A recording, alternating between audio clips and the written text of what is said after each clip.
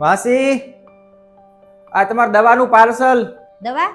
પણ અમે તો કોઈ દવા નથી મગાવી. પણ એડ્રેસ તો અહીંનું જ છે. ખબર નહીં, પણ અમે તો કોઈએ નથી મગાવી. તમારા ઘરમાં પૂછી લો, કોઈ બીજાએ મગાવી હશે. અરે પણ મને ખબર છે કે અમારા ઘરમાં કોઈ બીમાર જ નથી, તો ક્યાંથી દવા મગાવી હોય? પણ એડ્રેસ અહીંનું જ છે અને આમાં કોઈ પૈસા નથી ચૂકવવાના. આ પહેલેથી ચૂકવેલા પૈસા છે, તો રાખી લ્યો. અરે પણ અમે કોઈએ નથી મગાવી. મને શું ખબર કોણે મગાવી હોય? અમારે નથી લેવી. જા. અરે પણ રાખી લ્યો ને, હું હવે દુકાને ન લઈ જઈ શકું પાછું. ઈ મને કાંઈ ખબર નથી. તું તારા ઘરે લઈ જા કે દુકાને લઈ જા, તું જા અહીંથી. અરે પણ સાંભળો ને, દુકાને ન લઈ જવી હોય ને તો તું તારા ઘરે લઈને વયો જા. જા અહીંથી.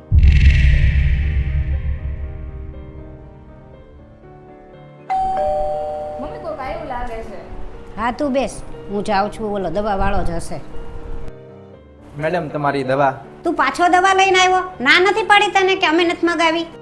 અરે પહેલાની જેમ કેમ તમે ના પાડો છો? આ તમે જ મગાવી હશે. આ તમારું જ એડ્રેસ છે અહીંનું અને પહેલાની જેમ પૈસા ચૂકવેલા જ છે.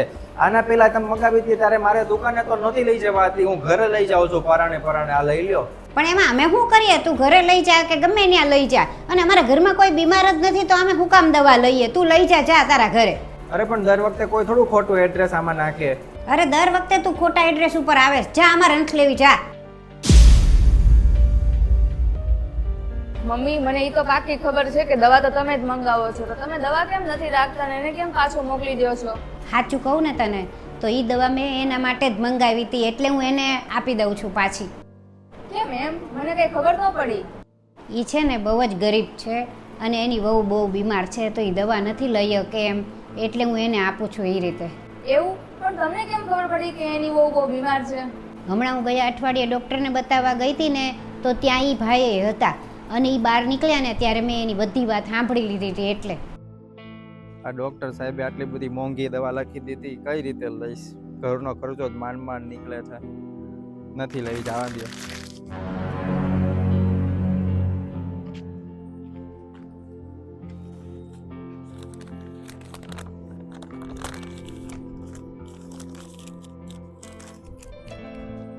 અને એ દવા છે ને બહુ જ મોંઘી છે અને એ બિચારો લઈ શકે એમ નથી, અને જો હું એને સામેથી દઉં તો એ ના પાડે, એટલે મેં આવી રીતે કર્યું.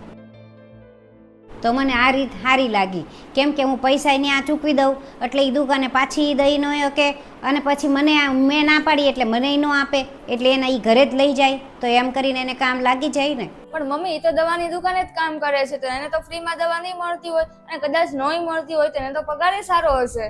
અરે એટલા પગારમાં બિચારો ક્યાંથી દવા લઈ શકે? એટલા ઘરના ખર્ચા, છોકરાના ખર્ચા, ભણવાના, તો એ દવા નથી લઈ શકે એમ, એટલે તો મેં એને આ રીતે કર્યું, એટલે એ દવા લઈ જ જાય ઘરે. પણ મમ્મી એના માલિકે હોય ને તો એને મદદ ન કરી શકે? અરે એનો માલિક તો એટલો કંજૂસ છે ને કે એ કાંઈ નથી આપે એમ, અને એની આરતી હરખી રીતે વાતય નથી કરતો, અને આપણને ભગવાને આટલું બધું દીધું છે તો એમાંથી આપણે થોડીક મદદ કોકને કરીએ તો એ સારું જ તે કહેવાય ને.